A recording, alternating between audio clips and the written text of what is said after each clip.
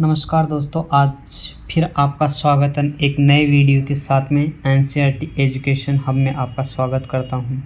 दोस्तों, आज हम पढ़ने वाले कक्षा 6 के एनसीईआरटी क्लास 6 यानी कि कक्षा 6 के अध्याय नंबर 8, जिसका नाम है अशोक एक अनोखा सम्राट जिसने युद्ध का त्याग किया। यानी कि जो सम्राट अशोक का आपने नाम सुना होगा, वो एक ऐसा सम्राट जिसने युद्ध करने से मना कर दिया क्योंकि उसने सब कुछ जीत लिया था। ठीक है, तो अब चलते हैं इसी पर छोटी सी नज़र। रोशन के रुपए। जन्मदिन पर रोशन को दादाजी से कड़क नोट मिले। आपको भी अपने जन्म दिवस पर नोट मिले होंगे, कड़क नोट। उसने उन्हें अपने हाथ में दबा दिया। उसे एक नया कैसेट खरीदने का बहुत मन था, लेकिन साथ ही वह बिल्कुल नए कड़क नोटों को देखना व छू कर महसूस करना चाहती थी। तभी उसने पाया कि सभी नोटों में दाहिनी तरफ गांधी जी का मुस्कुराता हुआ चेहरा बना हुआ था और बाईं तरफ छोटे छोटे शेर चित्रित थे। उसने सोचा कि आखिरकार ये शेर क्यों बने हुए हैं। ऐसा आप भी सोचते होंगे। कुछ ऐसी चीज़ें आपके सामने यदि आ जाती है तो, जैसे एक बहुत बड़ा राज्य और साम्राज्य, जिसके अंदर आप देख रहे हैं कि ये चित्र आपको कई नोटों के ऊपर आज भी आपको इससे बोलते हैं अशोक स्तंभ, जो कि आपको कई नोटों के ऊपर दिखता होगा। ठीक है, तो हम जिन शेरों के चित्र रुपयों और पैसों पर देखते हैं, यदि आप कोई सिक्के देखते हैं तो उनके ऊपर भी आपको ऐसे मिल जाते हैं।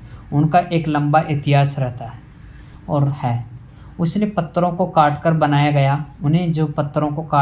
गया था। जो अशोक स्तंभ आज हम देखते हैं, असल में ऐसी कुछ था नहीं कि ये कोई अलग किसी के द्वारा निर्मित किया गया था। मात्र पत्थरों को काटा गया, छांटा गया और फिर बनाया गया था। एक बड़ा पत्थर, उसको काट छांट कर बनाया गया था। और जैसा ही फिर उन्हें सारनाथ में एक विशाल मंदिर में स्थापित किया गया, जो सर्वप्रथम ऐसे पत्थर के द्वारा निर्माण किया गया और पत्थर को काट छांट कर बनाए गए ये विशाल स्तंभ को सारनाथ के एक विशाल स्तंभ में स्थापित किया गया। इतिहास के महान राजाओं में से एक अशोक के निर्देशन पर इसके जैसे कई स्तंभों और पत्थरों पर अभिलेख उत्कीर्ण किए गए। इसके पहले कि हम ये जानने कि इन अभिलेखों में क्या लिखा है, यह समझने की कोशिश करें कि उनके राज्यों को साम्राज्य क्यों कहा जाता है। देखिए, अशोक जिस साम्राज्य पर शासन करते थे, उसकी राजधानी उसके दादा चंद्रगुप्त मौर्य ने लगभग 2300 साल पहले की थी। भाई, जिसके अंदर जो अशोक था और जो अशोक का साम्राज्य जहाँ पर शासन करते थे, वहाँ पे उनकी जो एरिया था, साम्राज्य की स्थापना उनके दादाजी थे। अशोक का दादा का नाम क्या था? चंद्रगुप्त मौर्य ने 2300 साल पहले की थी। चाणक्य या कौटिल्य नाम के एक प्रसिद्ध बुद्धिमान व्यक्ति ने चंद्रगुप्त की सहायता की थी। चाणक्य के कई विचार हमें अर्थशास्त्र नामक किताब में आपको मिलते हैं। यदि आप किताबें पढ़ते हैं तो वहाँ पे आपको चाणक्य का जो नाम है वो स्पष्टतया आपको कई जगहों पर मिल जाता है। यदि अपन आगे अध्ययन करते हैं तो इसमें आपके सामने एक शब्द आता है कि वंश। अब वंश का मतलब जब एक ही परिवार के कई सदस्य एक के बाद एक राजा बनते हैं तो उन्हें एक ही वंश का कहा जाता है। मौर्य वंश में 3 महत्वपूर्ण राजा हुए, जिनके अंदर क्या क्या था? चंद्रगुप्त मौर्य है, उनका बेटा हुआ बिंदुसार और बिंदुसार का पुत्र अशोक। यानी कि तीनों पीढ़ियाँ ये बहुत ही महत्वपूर्ण थी और जैसे इन्हीं को क्या कहते हैं? वंश कहते हैं। यदि हम आगे इस अध्याय के अंदर आगे अध्ययन करते हैं तो हमें और चीज़ें यहाँ पर देखने को मिलती है। जैसे साम्राज्य में बहुत से नगर थे और आप कहीं जो मैप देखते हैं तो उसके अंदर आपको कई साम्राज्य और नगर आपको वहाँ पे दिखते हैं। इनमें साम्राज्य की राजधानी पाटलिपुत्र, उज्जैन और तक्षशिला जैसे प्रमुख नगर थे। भाई, जहाँ पर जो सुविधाएं या बीच में हो, जहाँ पर अधिक सुविधाएं हो, वो राजा वहाँ पे राजधानी उसको बना लेते थे। तक्षशिला उत्तर पश्चिम और मध्य एशिया के लिए आने जाने का मार्ग था। दूसरी तरफ उज्जैन उत्तरी भारत से दक्षिणी भारत जाने वाले रास्ते पर पड़ता था। उज्जैन कहाँ पर पड़ता था? जो भारत से दक्षिणी भारत में जाने वाला रास्ता था उसके बीच में पड़ता है। और शायद नगरों में व्यापारी, सरकारी अधिकारी और शिल्पकार वहाँ पर रहा करते थे। जैसे यदि बात करें तो साम्राज्य के बहुत बड़े क्षेत्रों में किसानों और पशुपालकों के गांव बसे हुए थे। वही यदि बात किया जाए तो उन साम्राज्य के अंदर क्या होता था कि बड़े क्षेत्रों के अंदर जो किसान खेती करते थे और जो पशुपालक पशुओं को पालते थे वो गाँव को बसे हुए थे। मध्य भारत जैसे इलाकों में ज़्यादातर हिस्सा जंगलों से भरा हुआ था। जो मध्य भारत है वहाँ पर अधिकतर कैसे इलाका था, जंगलों से भरा हुआ था। वहाँ पर लोग फल फूल का संग्रहण कर और जानवरों का शिकार करके जीविका चलाते थे। अब यदि हम बात करें तो एक जिन जगहों पर अशोक के शिलालेख मिलते हैं उन्हें लाल बिंदुओं से दिखाया गया है। जहाँ पर जो अभी आपको एक मैप दिखाता हूँ तो वहाँ पर जहाँ जहाँ आपको लाल बिंदु है वहाँ पर से क्या मिले हैं, अशोक के शिलालेख। ये सारे इलाके साम्राज्य के भीतर थे और उन देशों के नाम आपको बताना है जो अशोक के अभिलेख में मिले हैं। कौन से हैं? जैसे देखिए इसमें आपको कंधार ये आपको दिख रहा होगा, यहाँ पे लंपक, मनसेरा, शहबाजगढ़ी, ठीक है, कलसी, टोपरा, बहापुर, मेरठ, दिल्ली, लुम्बिनी, रामपुरवा, लोहरिया, सारनाथ, कौशाम्बी, गुज्जर, रोहतक। यानी कि आप देखेंगे तो ये संपूर्ण भारत में जो पहले का संपूर्ण अखंड भारत जिसे आप बता सकते हैं, तो इसके अंदर ये पूरा के अंदर अशोक के अभिलेख मिले और पूरे के ऊपर अशोक का राज बताया जाता है। साम्राज्य के अलग अलग इलाकों में लोग भिन्न भाषाएं बोलते थे। वे लोग शायद अलग अलग प्रकार के भोजन करते थे और यहाँ तक कि अलग अलग किस्म की पोशाक भी पहनते थे। साम्राज्य जो राज्य साम्राज्य से कैसे भिन्न है? अभी यदि बात की जाए तो राज्य और साम्राज्य में क्या अंतर है? देखिए, साम्राज्य राज्यों से बड़े होते थे और उनकी रक्षा के लिए बड़ी सेनाओं की ज़रूरत होती थी। इसीलिए सम्राटों को राजाओं की तुलना में ज़्यादा संसाधनों की ज़रूरत पड़ती थी। अब देखिए, राजा सम्राट हो सकता था लेकिन जो सम्राट है वो राजा हो सकता था, लेकिन राजा सम्राट नहीं हो सकता था, हर नहीं हो सकता था, ठीक है। इसी कारण उन्हें बड़ी संख्या में कर इकट्ठा करने वाले अधिकारियों की ज़रूरत पड़ती थी। अब यदि बात की जाए आगे इसी के संबंध में तो साम्राज्य का प्रशासन, क्या साम्राज्य का प्रशासन, चूँकि मौर्य साम्राज्य बहुत बड़ा था इसलिए अलग अलग हिस्सों पर अलग अलग ढंग से शासन किया जाता था। पाटलिपुत्र और उसके आसपास के इलाकों पर सम्राट का सीधा नियंत्रण था। जो पाटलिपुत्र था और उसके जो आसपास के इलाके थे वहाँ पर सम्राट का सीधा नियंत्रण था। इसका मतलब ये हुआ कि इस इलाके के गांवों और शहरों के किसानों, पशुपालकों, शिल्पकारों व व्यापारियों से कर इकट्ठा करने के लिए राजा अधिकारियों की नियुक्ति करता था और वो जो भी कर इकट्ठा करते थे वो राजा की देखरेख में रहते थे और जो राजा के आदेशों का उल्लंघन करते थे उन अधिकारियों को क्या करते थे, सजाएं भी देते थे। इनमें से कई अधिकारियों को वेतन भी दिया जाता था। संदेशवाहक एक जगह से दूसरी जगह घूमते रहते थे और राजा के जासूस अधिकारियों के कार्यकलाप पर नज़र रखते थे। जो संदेशवाहक रहते थे वह राजा के कार्यकलापों पर नज़र रखते थे।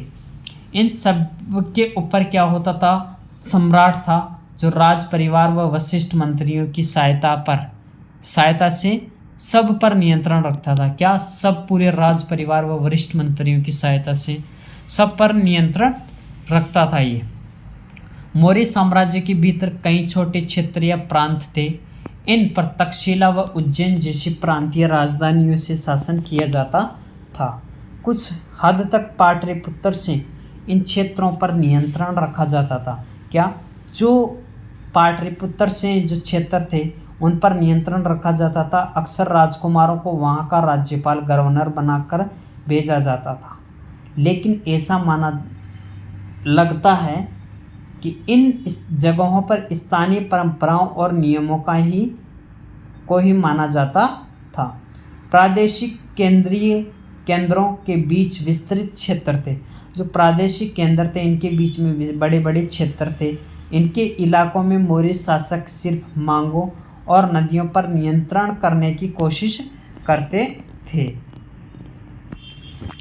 आवागमन के लिए महत्वपूर्ण थे और यहाँ से जो भी संसाधन कर या भेंट के रूप में मिलते थे उसे इकट्ठा कर लिया जाता था। और उदाहरण के लिए यदि अर्थशास्त्र में ये भी लिखा है कि उत्तर पश्चिम कंबल के लिए और दक्षिण भारत सोने और कीमती पत्थरों के लिए प्रसिद्ध था। संभव है कि संसाधन नजराने के रूप में इकट्ठे किए जाते थे। अब नजराना जो अभी आपको बताया गया, यहाँ पे एक शब्द आया आपके सामने नजराना। तो जहाँ कर नियमित ढंग से इकट्ठे किए जाते थे वही नजराना अनियमित रूप से जब भी संभव हो इकट्ठा किया जाता था। नजराना का मतलब ये रहता था, कर का मतलब तो वह नियमित ढंग से इकट्ठे किए जाते थे और नजराना कभी भी जैसे ज़रूरत पड़ी कर लिया जाता था।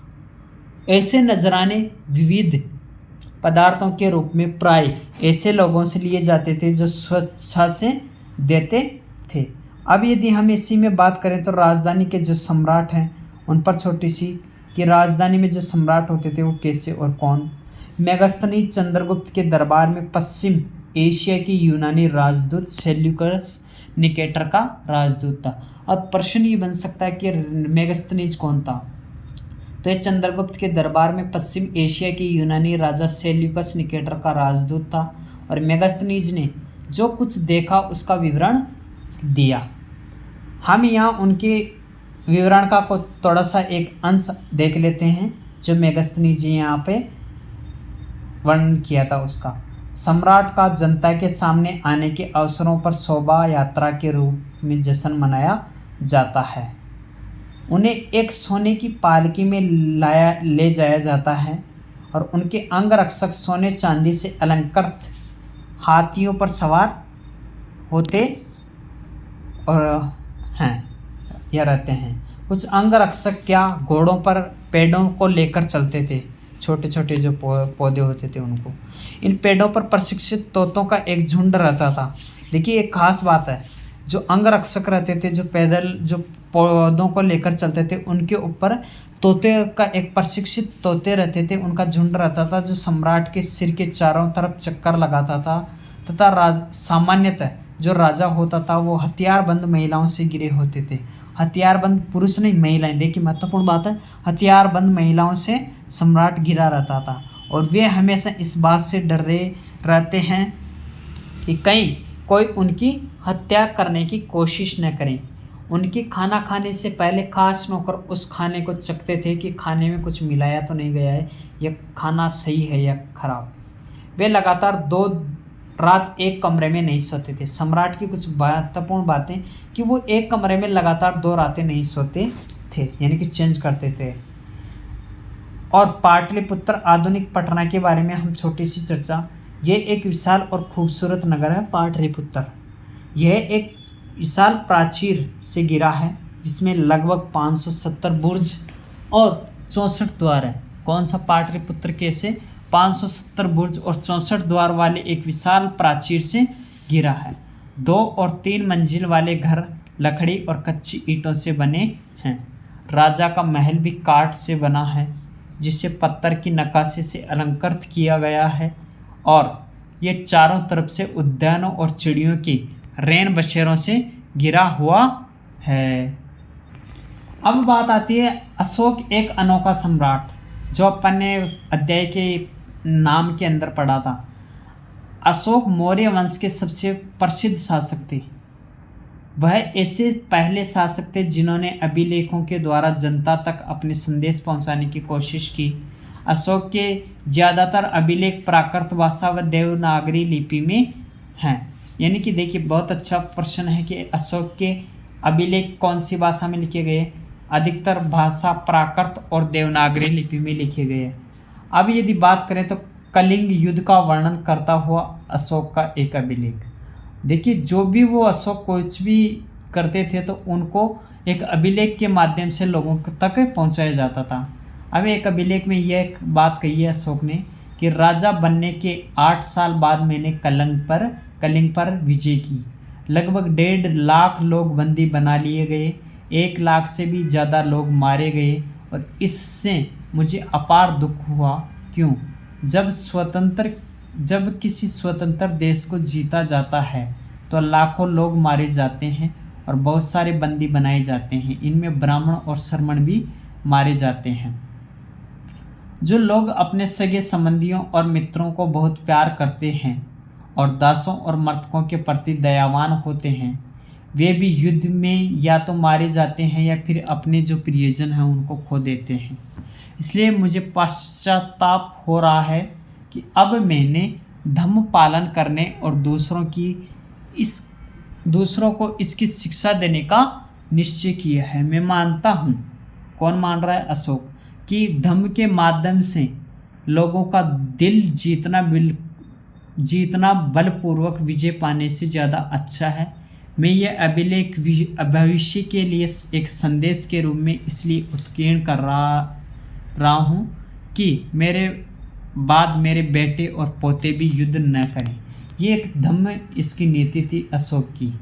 इसके बदले उन्हें यह सोचना चाहिए कि धर्म को कैसे बढ़ाया जाए। धर्म शब्द एक संस्कृत भाषा का है जिसे धर्म का प्राकृत स्वरूप यह है। देखिए, बात करें अशोक का कलिंग युद्ध, तो कलिंग तटवर्ती उड़ीसा का प्राचीन नाम है। प्रश्न बन सकता है, कलिंग किसका प्राचीन नाम है? कलिंग तटवर्ती उड़ीसा का प्राचीन नाम है। कलिंग, जो अशोक ने कलिंग को जीतने के लिए एक युद्ध लड़ा था, लेकिन युद्ध जनित हिंसा और खून खराबा देखकर उन्हें युद्ध में वितृष्णा हो गई। उन्होंने निर्णय लिया कि वे भविष्य में कभी युद्ध नहीं करेंगे। कहाँ से प्रेरणा मिली और कहाँ पर उन्होंने सोचा था? कलिंग के युद्ध में। अब बात करते हैं जो अशोक का धर्म क्या था। देखिए, अशोक के धर्म में किसी देवता की पूजा अथवा किसी कर्म कांड की आवश्यकता नहीं थी। उन्हें लगता था कि जैसे पिता अपने बच्चों को अच्छे व्यवहार की शिक्षा देते हैं, वैसे ही यह उनका कर्तव्य था कि अपनी प्रजा का निर्देश दें। वे बुद्धि के उपदेशों से भी प्रेरित हुए थे। अब आपके सामने एक उत्कृष्ट पॉलिश वाले पत्थर पर एक मूर्ति को आपको देखना है। ये बिहार के रामपुरवा में मिले एक मौर्यकालीन स्तंभ का हिस्सा है। अभी इसे राष्ट्रपति भवन के अंदर रखा गया है। ये उस समय की मूर्तिकला का एक नमूना है। ये आप देख सकते हैं वो नमूना कौन सा है। ये वो नमूना है, ठीक है, दिख रहा होगा आपको पूरा, मुझे जहाँ तक लगता है। ये एक बेल सा आपको दिख रहा है, ये वो। ऐसी कई समस्याएं थी जिनके लिए उनमें संवेदना थी। उनके साम्राज्य में अलग अलग धर्मों को मानने वाले थे और इससे कई बार टकराव पैदा हो जाता था। जानवरों की बलि चढ़ाई जाती थी और दासों और नौकरों के साथ में क्रूर व्यवहार किया जाता था। इनके अलावा परिवार में व पड़ोसियों के बीच भी झगड़े होते रहते थे और अशोक ने ये महसूस किया था कि इन समस्याओं का निदान उनका कर्तव्य है। इसलिए उन्होंने धम्म महामात नाम के अधिकारियों की नियुक्ति की, जो जगह जगह पर जाकर धम्म की शिक्षा देते थे। प्रश्न बन सकता है, धम्म की शिक्षा देने के लिए जगह जगह पर भेजने के लिए किनकी नियुक्ति की गई? तो वो धम्म महामात्र थे। इसके अतिरिक्त अशोक ने अपने संदेश कई स्थानों पर शिलाओं और स्तंभों पर खुदवा दिए। अधिकारियों को यह निर्देश दिया गया कि वे राजा के संदेश को उन लोगों को पढ़कर सुनाए जो खुद पढ़ नहीं सकते हैं। अशोक ने धम्म के विचारों को प्रसारित करने के लिए सीरिया, मिस्र, ग्रीस और श्रीलंका में भी अपने दूत भेजे थे। अब देखिए, जो अशोक थे उन्होंने सड़कें बनवाई, खुद कुएं भी खुदवाए, विश्राम गृह बनवाए और इसके अतिरिक्त उन्होंने मनुष्यों व जानवरों के लिए चिकित्सा की भी व्यवस्था करवाई, जिससे मनुष्यों के साथ में जानवर भी सुरक्षित रह सके। अब वैसी एक चर्चा है कि अपनी प्रजा के लिए अशोक के कुछ संदेश थे। लोग विभिन्न अवसरों पर अनुष्ठान करते थे। उदाहरण के लिए, जब वे बीमार होते तो उनके बच्चों का विवाह होता है, बच्चों के जन्म पर, और जब वे यात्रा शुरू करते हैं तब वे तरह तरह के अनुष्ठान करते हैं। ये कर्मकांड किसी काम के नहीं। इसके बदले यदि लोग दूसरी रीतियों को माने और वह ज़्यादा फलदायी होगी। ये अन्य प्रकार की जो रीतियाँ थी जिसके बारे में उन्होंने बताया है कि दूसरी रीतियों को माने तो ज़्यादा बेटर होगी। तो ये कैसी थी कि अपने दासों व नौकरों के साथ में अच्छा व्यवहार करना, बड़ों का आदर करना, सभी जीवों पर दया करना और ब्राह्मणों तथा श्रमणों को दान देना। देखिए ये आज भी यदि लोग इनको माने तो बहुत अच्छी बात है कि ये उस वक्त अशोक के समय के अंदर अशोक ने ये बातें कही और खुदवाई अभिलेखों पर। अपने धर्म की प्रशंसा या दूसरों के धर्म की निंदा करना, दोनों ही बातें गलत है। भाई कई लोग ऐसे करते हैं, अपनी बड़ाई करते हैं और यदि अपने आप को बड़ा करने के लिए दूसरे की बुराई कर देते हैं। हर किसी को दूसरे धर्म का आदर करना चाहिए। यदि कोई अपने धर्म की बड़ाई और दूसरों के धर्म की बुराई करता है तो वो वास्तव में अपने धर्म को ज़्यादा नुकसान पहुंचा रहा है। इसलिए हर किसी को दूसरे के धर्म की प्रमुख विश्वासों को समझने की कोशिश करते हुए उसका आदर भी उनको करना चाहिए। अब देखिए भारत के जो प्रथम प्रधानमंत्री हुए पंडित जवाहरलाल नेहरू ने लिखा है कि उनके धर्मादेश आज भी हमसे एक ऐसी भाषा में बात करते हैं जिन्हें हम समझ सकते हैं और जिनसे हम बहुत कुछ सीख भी सकते हैं। अशोक ने धर्म के विचारों को दूर दूर तक फैलाने के लिए उन बातों को बताया जो आपके अनुसार आज भी प्रासंगिक है। अशोक के संदेश के उन हिस्सों को बताना है आपको जो आज भी प्रचलित हैं। यदि हम बात करें तो आपको देखिए यहाँ पर ये छोटी सी एक ब्राह्मी लिपि, आधुनिक भारत की ज़्यादातर लिपियाँ जो पिछले सैकड़ों वर्षों में ब्राह्मी लिपि से उत्पन्न हुई, जैसे यहाँ पर ये अ अक्षर आपको दिख रहा है, देवनागरी लिपि के अंदर लिखा जाता है ऐसे, और ये आरंभिक जो ब्राह्मी है यहाँ पे आपको ऊपर ये एक उल्टा के की तरह आपको दिख रहा होगा, तो ये भी अ ही है लेकिन ये आरंभिक ब्राह्मी में है। बांग्ला के अंदर आप देख सकते हैं, मलयालम में आप देख सकते हैं और तमिल में आप देख सकते हैं, इस प्रकार से लिखा जाता है। यदि हम इसी के संबंध में यदि बात करें एक छोटी सी, तो मौर्य साम्राज्य के उभरने से थोड़ा पहले लगभग 2400 वर्ष पहले चीन में सम्राटों ने चीन की दीवार का निर्माण शुरू किया था। देखिए बहुत महत्वपूर्ण और बहुत प्रसिद्ध है चीन की दीवार। अब चीन की दीवार के बारे में छोटी सी बात की, इसे बनाने के उद्देश्य उत्तरी सीमा की पशुपालक लोगों से रक्षा करना।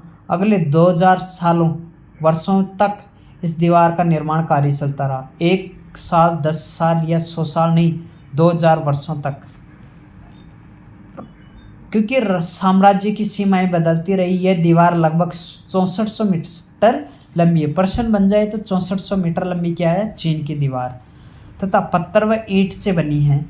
इसके ऊपरी सतह सड़क जैसी चौड़ी है। ऊपरी जो सतह ना इसकी, ये कितनी चौड़ी है? सड़क जैसे।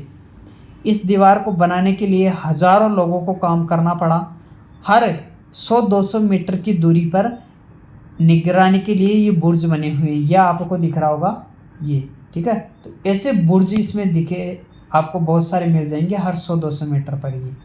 पड़ोसी देशों के प्रति अशोक का रवैया चीनी सम्राटों के रवैयों से कैसे भिन्न था, ये आप सोचिएगा। आपके सामने कुछ उपयोगी शब्द आते हैं जिनमें साम्राज्य, राजधानी हुई, राज्य की राजधानी, ठीक नहीं, अधिकारी हुए जो राजा के लिए काम करते थे, संदेशवाहक हुए, प्रांत हुए, धम्म यानी कि धर्म से आप समझ सकते हैं।